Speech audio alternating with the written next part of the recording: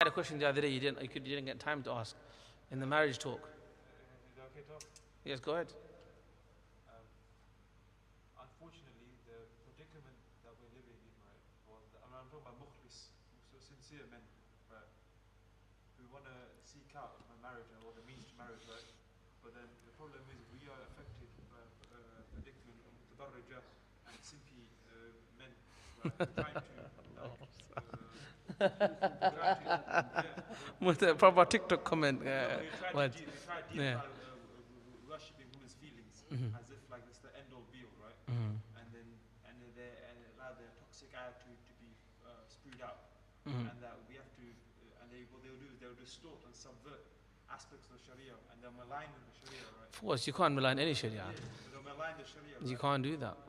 It's right to basically minimize the ta'a to obedience to a man. To correct. Every time men Not to a man, to her man. yeah. To her man. But even those like the high public figure Mutabarrijaat that come out speak about stuff, right? They will do this to influence sisters in hijab or non-hijab, right? And they may be sincere, and that will affect them. And then you ask them about the issue of ta'a to a man, it becomes a concerning issue, and we're accused of misogyny or toxic masculinity. Yes. Doesn't exist.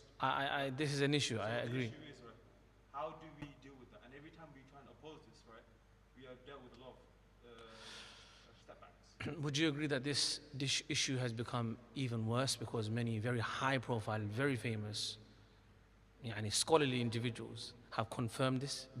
Would you see this as a contributor to this problem? So do you not think that because there's like very high famous ranking scholars, if you like, or people who are seen as people of knowledge, they have confirmed this kind of behavior? Isn't that what makes it worse? Because they have a reference point. That makes it worse, but even then, it was getting worse in the last several years. Yeah. So my point is, the point that I'm trying to make from that, on the back of that is, I think this needs to come from senior level scholars. Just like it's been pushed into worsening by people who are very high profile, whether it be male or female speakers, saying is, sort of sugarcoating. Of course, there is no doubt that Islam teaches us to teach the deen on the level of the person's intellect. That address them with the level of intellect and the level of iman, so that their hidayah and their passion for the deen and their steadfastness upon the deen increases, right? We should be very concerned about that, and we should be very clear about that. Tadarruj, not tabarruj, tadarruj, being consistent, that being a system, a syllabus, a plan in how you educate is necessary, because Allah says, "Ud'u ila sabil rabbika bil hikmati wal maw'izati al hasana." If Sayyidina Musa is being told to say to Sayyidina Musa is being told to Fir'aun, okay, فَقُولَا لَهُ قَوْلًا لَيِّنًا, speak to Fir'aun softly, لَعَلَّهُ يَتَذَكَّرُ أَوْ يَخْشَى, maybe he'll change. Then of course this applies even more to believing women or men. Does that make sense? So there has to be hikmah, there has to be maw'izat al-hasana, there has to be gentle speech, there has to be tadarruj, there has to be a plan in place in what you're doing, a program. I agree with all of that. Having said that, and yet we can never sugarcoat, cushion up the deen of Allah to malign it. Maligning is not justifiable at all, because this is not your plaything, this is not your toy, this is not your property to malign or to reshape as in how you please. I do agree with you that there are this is a epidemic, and this is a problem where certain things which are from the principles of our deen, for example, haqqu zawj, the rights of the spouse, male spouse, female spouse, they are not clearly stated. A lot of these scholars, sheikhs, may be avoiding talking about these things clearly to avoid being cancelled, to avoid being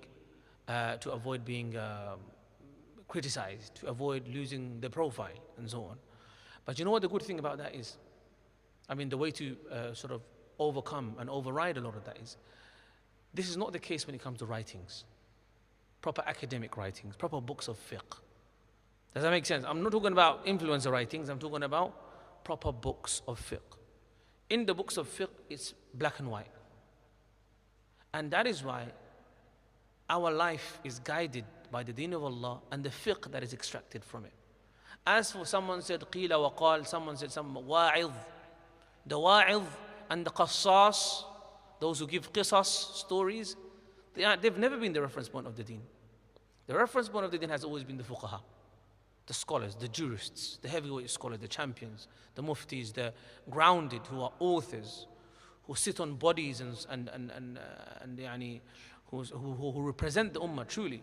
Those are people that we refer to, okay? But ultimately, even if that seems to be problematized, politicized, then ultimately our reference point is قال Allah, قال Rasul, and the books of fiqh have been extrapolated from the Quran and Sunnah, ijma' and the qiyas and the adilla, the evidences by the scholars of the Salaf and the Khalaf. So I think it's a challenge, but it's not the end of the world. It will always come around again. We face different challenges at different times. It's a bigger predicament for, let's say, for younger men. Yes, and it needs to be corrected from the top. It's not just that. What's happening is a lot of these, like bearded, simply sellouts and. Okay, let's be careful with the language. Let's be careful with the language because, we're in the masjid and we're in a public space. So yeah, تفضل. Yeah. So a lot of these public figures, right? They're trying to justify tabarruj and excessive toxic attitude of females, so they don't have to ignore. The problem is that You can't do that. they're growing. You can't do that. You can't do that. I'm fully with you, by the way.